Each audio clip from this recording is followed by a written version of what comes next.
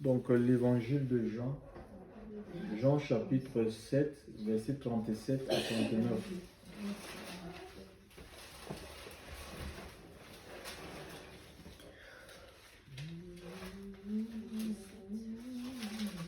Jean chapitre 7.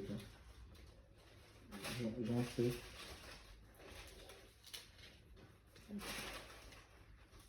Verset 37 à combien? À 39. Oui. Je lis la parole de Dieu avec respect et ainsi. Jean chapitre 7, verset 39. 37.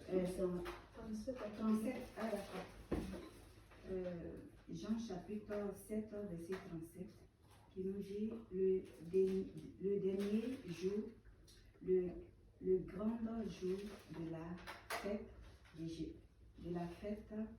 Jésus se tenait debout, s'écria, si quelqu'un a soif, qu'il en vienne à moi et qu'il en boive. Verset 38, celui qui croit en moi, des fleuves d'eau vive couleront de son sang, comme il dit l'Éternel. Il leur dit cela de l'esprit que devait recevoir ceux qui croyaient en lui, car l'esprit n'était pas encore passé, que Jésus n'avait pas encore été glorifié. Amen. Donc ça dépend, le Seigneur a donné cette parole-là en Israël. D'accord. En ce temps-là, le Saint-Esprit n'était pas répandu sur les croyants. Pourquoi? La Bible nous donne la raison. Parce que Jésus n'était pas encore mort en fait. Il n'était pas glorifié. C'est-à-dire qu'il n'était pas passé par la mort, par l'ensevelissement, la résurrection, et il n'était pas monté au ciel en fait, assis à la droite de Dieu. Donc il a fallu la mort, la résurrection et l'ascension du Seigneur. D'accord? L'ascension du Seigneur. Donc quand le Seigneur ressuscité, il est resté 40 jours sur la terre avec les disciples, continue à enseigner. Et après, il est monté. 10 jours après, il y a eu la Pentecôte.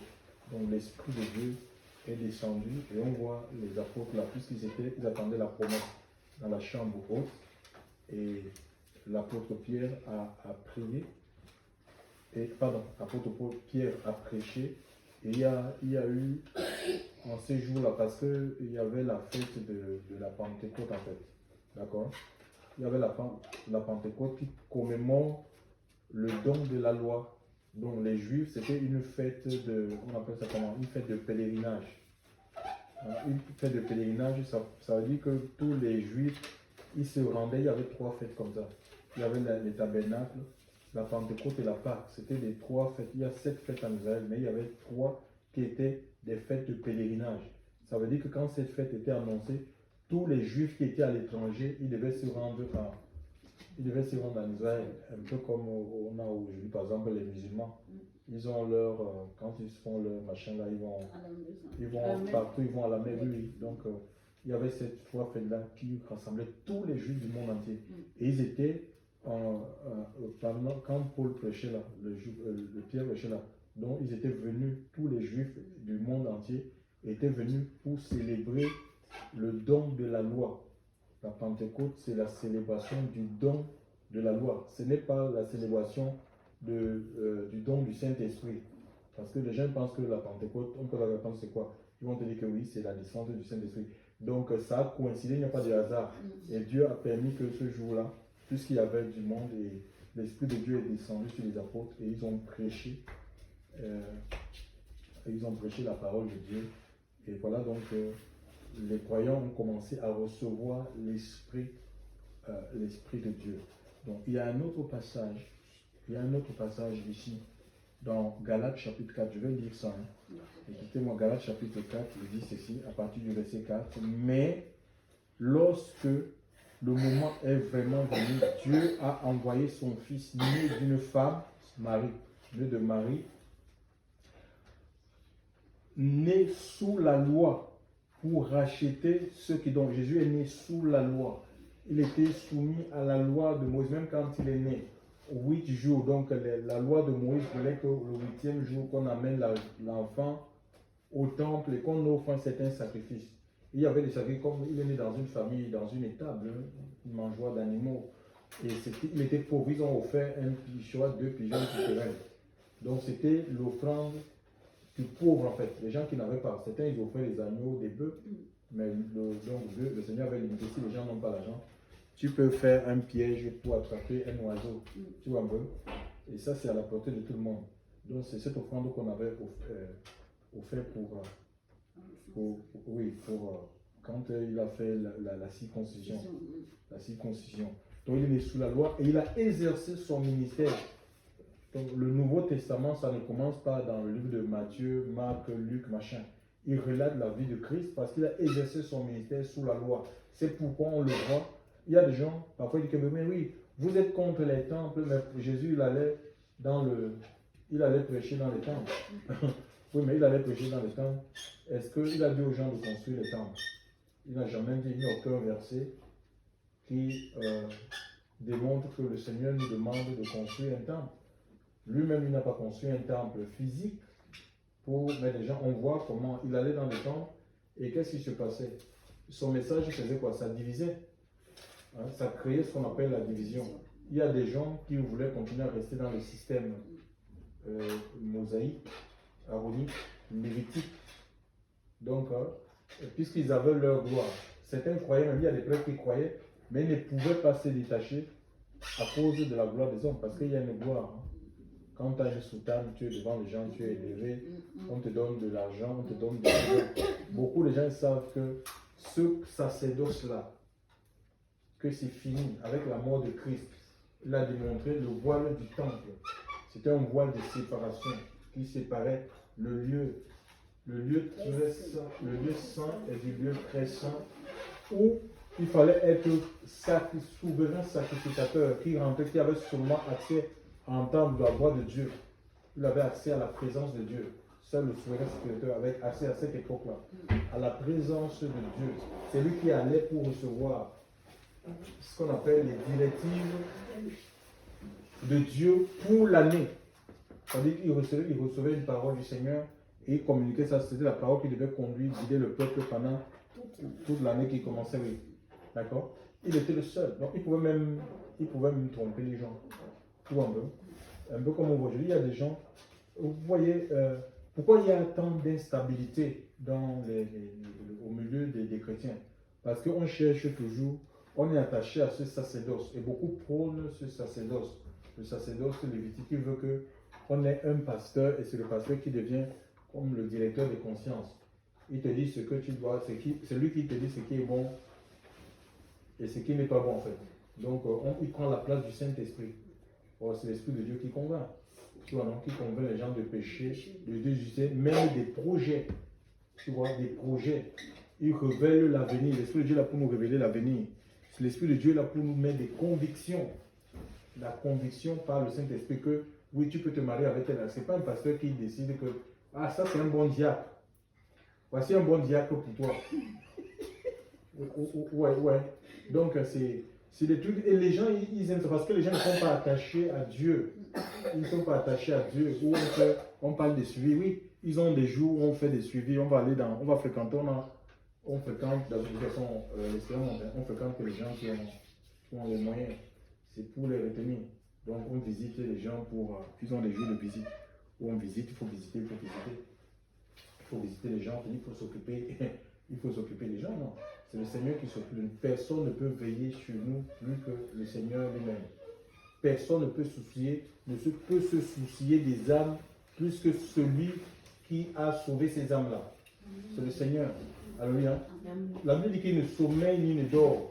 Celui qui veille Israël, ton prophète, ton apôtre, ton machin, qui te parlera de la couverture spirituelle.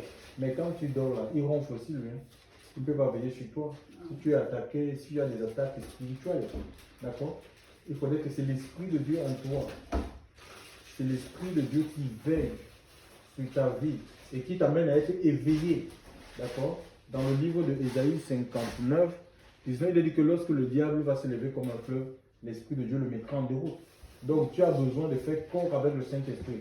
Et il dit ici, donc c'est la mort de Christ qui nous permet de recevoir le Saint-Esprit. C'est un don aux croyants. Je dis bien à tous les croyants. Le seul critère pour recevoir l'Esprit de Dieu, ce n'est pas d'être prophète, apôtre, tout ce que tu veux. Ou bishop. Il faut croire dans son parole, dans sa parole. Voilà. Il dit les fleuves d'eau vive couleront et c'est à profusion. C'est-à-dire que plus tu ouvres ton cœur, plus ta vie s'ouvre à Dieu, à sa parole, plus tu acceptes le jugement de la parole de Dieu dans ta vie. Et c'est comme ça que ta vie va aller croissant, ta vie va aller prospérant, ta vie va grandir. D'accord? Dans l'onction, dans la sagesse, dans tout. Jésus croissait en sagesse, en statut, en force devant Dieu et devant les hommes. Donc nous servons un Dieu illimité. D'accord? Donc il n'y a pas de place pour la routine. Il n'y a pas de place pour les habitudes religieuses. Dieu nous sort de ça, mais il faut que nos cœurs soient grand ouverts chaque jour pour accepter la volonté de Dieu dans notre vie. D'accord? Il n'y a pas de méthodes qui tiennent pour être puissant, pour recevoir l'onction du Saint-Esprit. D'accord? Moi, on va organiser un séminaire, comment recevoir l'onction, c'est pas faux. C'est faux. C'est faux. C'est ta relation, c'est ton intimité. Si tu acceptes d'être intime avec le Seigneur va te révéler ses secrets. D'accord? Tu seras un homme, une femme alerte. Je dis un homme, une femme alerte. Qui n'est pas quelqu'un qui n'est pas pris au dépourvu. Qui est surpris par les événements. Non. Mais ce sont des étapes, c'est des marches. Hein. Bon, mais il faut qu'on avance, qu'on continue à avancer, à progresser. Donc maintenant, donc on dit que le Seigneur est né sous la loi, donc on voit qu'il a exercé son ministère sous la loi. Donc il ne pouvait pas, on appelle ça comment? Il ne pouvait pas, par exemple, le temps, il ne pouvait pas dire aux gens à cette époque-là que de payer plus la dîme, ce n'est pas bon. Parce que s'il disait aux gens de ne plus payer la dîme à cette époque-là, mais comment les prêtres qui exerçaient dans le temple, parce que les gens, même pour obtenir le pardon de leurs péchés, ils continuaient parce que les sacrifices d'animaux là ça avait toute leur place, même du temps de Jésus, parce qu'il n'avait pas encore donné sa vie. Donc les gens, ils allaient avec des sacrifices d'animaux, des offrandes d'animaux pour le pardon de leurs péchés. Jésus vient du temps de Jésus, durant son ministère. Et c'est maintenant quand il a donné sa vie que toutes ces choses-là prennent fin. D'accord? Et pourquoi? Parce qu'il a fait le voile du temps d'être déchiré. Ça veut dire qu'on n'a plus besoin aujourd'hui d'un représentant humain devant Dieu, un médiateur humain. C'est les hommes qui étaient des médiateurs, des prêtres là, les prêtres, la tribu de Lévi là. C'était eux qui étaient des médiateurs de tous les autres tribus devant le Seigneur. Et la Bible, on lit dans le livre de Timothée qu'il y a un seul médiateur, c'est l'apôtre Paul, qui donne cette exhortation à son fils Timothée dans la foi, qu'il y a un seul médiateur, Jésus-Christ homme, d'accord? Donc un seul. Le médiateur, c'est Christ. Ce n'est pas un apôtre, ce n'est pas un bishop, ce n'est pas un système de dénomination quelconque. C'est que tu ne peux rencontrer Dieu qu'à travers la personne de Jésus-Christ, croyant dans son sacrifice et mangeant son corps et sa chair. C'est-à-dire que tu dois accepter sa parole, son enseignement. Alléluia. C'est ce qui va te permettre de connaître Dieu, d'expérimenter Dieu, de vivre les promesses de Dieu, pour ta vie. Donc, je disais, donc, tant que l'Esprit de Dieu n'avait pas été donné, le sacerdoce lévitique avait toute sa place, d'accord?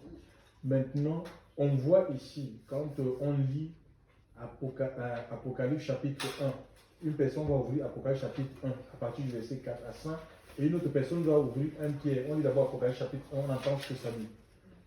Et une autre personne va ouvrir 1 Pierre. 1 Pierre 2 à partir du verset 9. On va faire Apocalypse d'abord. Oui, il est Apocalypse, Apocalypse chapitre 1.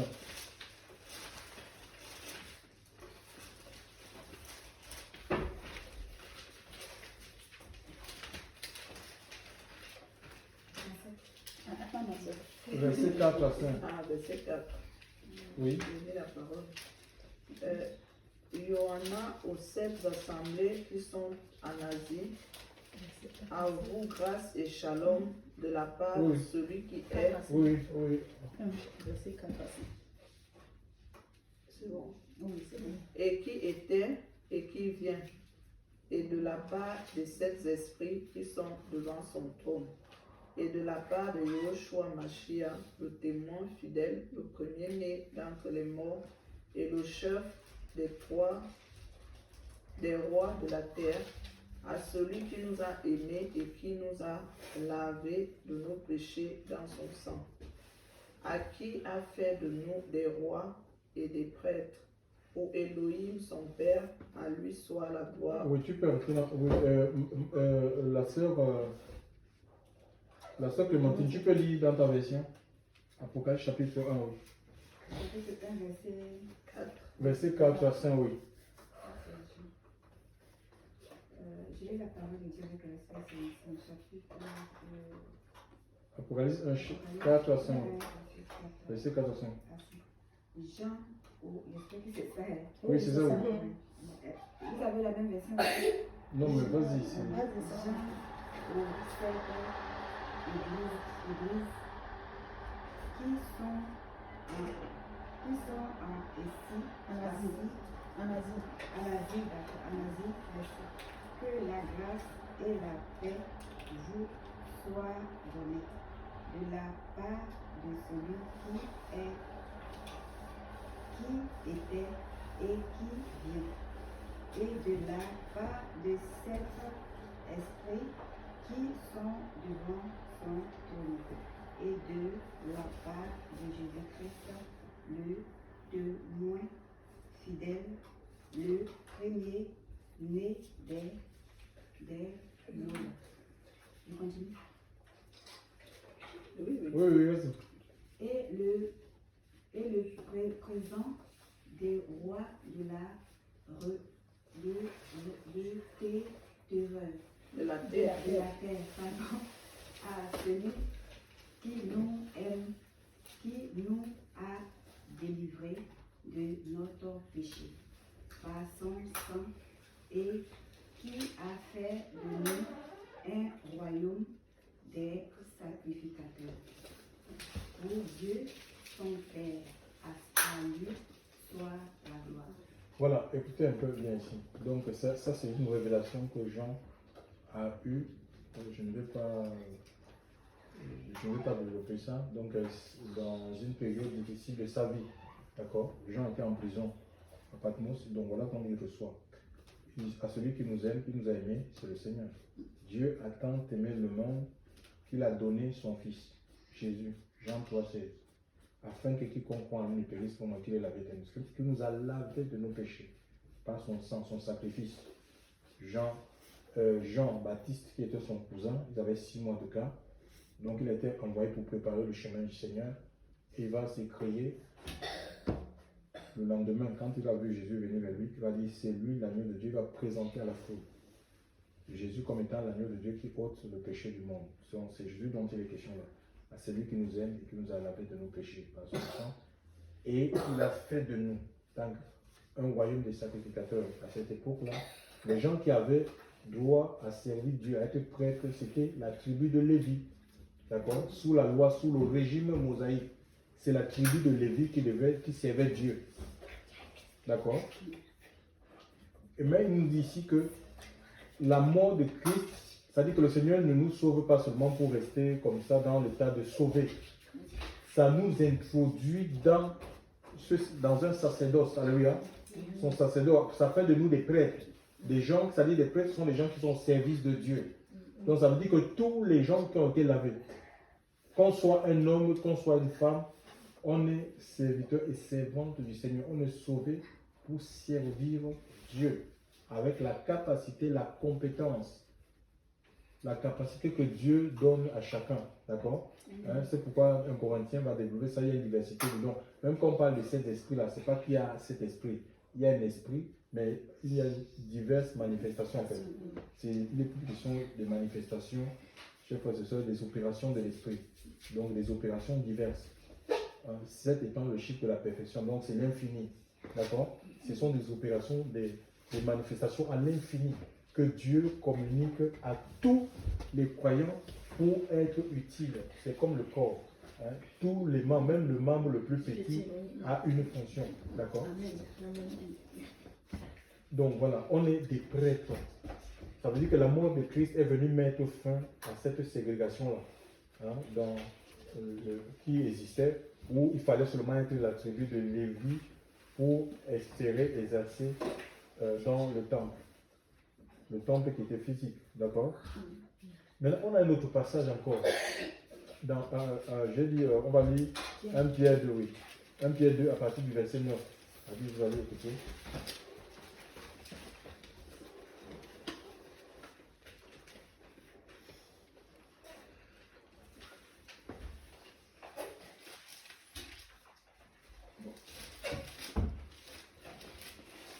Apocalypse ici dit que nous sommes sauvés pour être, on va dire, sacrificateurs pour qui? Pour Dieu. Des sacrificateurs pour Dieu. Ça dit des prêtres au service de Dieu, pas au service d'un système, pas au service d'une dénomination, pas au service d'un homme. Pour le Seigneur, mais regardez ce qui se passe. Les enfants de Dieu sont enfermés dans le système. Hein. Beaucoup sont enfermés, on dit oui, ici. Même il y a des gens, des hommes de Dieu. Il y a des pasteurs qui sont enfermés dans les systèmes, dans les dénominations. Ils ne peuvent pas aller exercer en dehors de son système. Il n'a pas le droit d'aller exercer ailleurs. 1 Pierre, c'est l'évangile de Pierre. Donc il faut faire après Galates, Éphésiens, Hébreux, Jacques, après Pierre. Jacques, après Pierre. 1 Pierre 2, verset 9.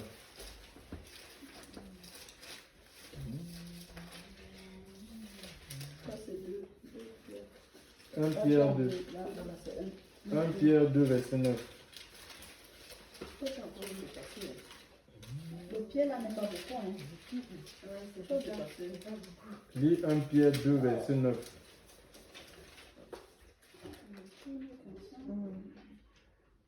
Verset 9 à 10. Mais vous, vous êtes la race élue, la prêtrise royale, la nation sainte, le peuple acquis, afin que vous annonciez les vertus de celui qui vous a appelé de la ténèbre à sa merveilleuse lumière. Je continue. Oui, vous qui êtes le verset 10. Vous qui autrefois n'étiez pas un peuple, mais qui maintenant êtes un peuple d'Élohim. Vous qui n'aviez pas obtenu miséricorde, mais qui maintenant avez obtenu miséricorde. Clémentine, tu es sur la page. Le cherche depuis. Donc, je vais lire dans ma version. Je vais lire dans ma version 1 Pierre 2, il dit ceci. Verset 9. Il dit, vous au contraire, vous êtes un peuple choisi, des prêtres royaux, une nation sainte, un peuple racheté afin de proclamer les louanges de celui qui vous a appelé des ténèbres à sa merveilleuse lumière. Vous qui n'étiez pas un peuple, vous êtes maintenant le peuple de Dieu. Vous qui n'avez pas obtenu la compassion, vous avez maintenant obtenu compassion. Donc, ici, il est question des hommes, des nations, des gentils. D'accord? Nous n'avons pas accès à cet héritage-là, l'héritage des Juifs. Et le Seigneur, par sa mort, est venu nous introduire. Donc, il nous a donné cette prêtrise, en fait. D'accord? Voilà. Et il dit des prêtres, des prêtres au royal, donc c'est-à-dire un sacerdoce au royal, des prêtres au service du roi. Comme dans Apocalypse, là, il est dit, le Seigneur nous a rachetés pour faire de nous des sacrificateurs pour Dieu. Pour Dieu, d'accord? Des gens qui appartiennent à Dieu, qui n'appartiennent pas à un système d'église, à une dénomination, à un prêtre. Moi, je suis l'éternel. Moi, je dis non. Parce qu'on appartient au Seigneur. Notre vie appartient à Dieu. Alléluia. On nous conduit par l'Esprit de Dieu. D'accord? Donc, des prêtres. On voit donc et à l'époque mosaïque, la dîme était donnée aux prêtres. Tu vois? La dîme était donnée aux prêtres. Maintenant, comme tous les enfants de Dieu sont devenus des prêtres, on doit donner la dîme à qui? Donc c'est des questions comme ça.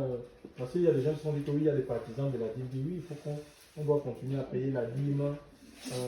Mais on est des prêtres là. Et de la dîme revenait au prêtre. Prêtre, oui. Et le Seigneur, il fait de tous les enfants des croyants des prêtres. Donc on voit que l'enseignement de la dîme, ça n'a plus. La dîme, c'est dans la Bible, oui. Mais est-ce que c'est encore sa place? Non. Hein? C'est pourquoi Paul a conclu en disant que chacun donne comme il a résolu dans son Dans cœur. son cœur. Sans que passer la dîme, c'était une imposition. Tu es obligé. Oui. C'est comme c'était une forme d'impôt. Tu dois payer cet impôt-là. Hein? Donc, Jésus est venu mettre fin à tout ça. Alors, il est venu nous donner la liberté de l'esprit. Alléluia. La liberté d'agir avec conviction, comme il met dans notre cœur. Gloire à Dieu. Donc, on est des prêtres. On n'a plus besoin que quelqu'un dise que moi je suis votre auteur. Mais là, il y a ce qu'on appelle des dons spirituels. Moi, j'ai par exemple un don d'enseigner. Donc, je vais exercer ça. Alléluia. Donc, il y a plusieurs dons comme ça. Donc, il faut que chacun reconnaisse son don. Il y a des gens qui ont reçu l'apostolat. Il y a des gens qui sont des prophètes. Il y a des gens qui ont des dons de miracles. Hein? Des dons de guérison, des visions. Donc, il faut que tous ces dons soient actifs dans l'église du Seigneur. On a quelque chose. Par exemple, on est appelé pour le servir. Ce sont les dons. C'est avec les dons spirituels. On ne sert pas Dieu de manière charnelle. D'accord? Hein? C'est spirituellement, il y a quelque chose de spirituel que Dieu a mis en toi et qui doit être utile pour le corps, pour l'épanouissement du corps. Donc maintenant, après, je vais finir mon enseignement. Si vous voulez, on prie. Maintenant, s'il y a une question, si les gens ont des questions, ben voilà. Vous pouvez poser les questions et puis je vais répondre. Je vais essayer de répondre.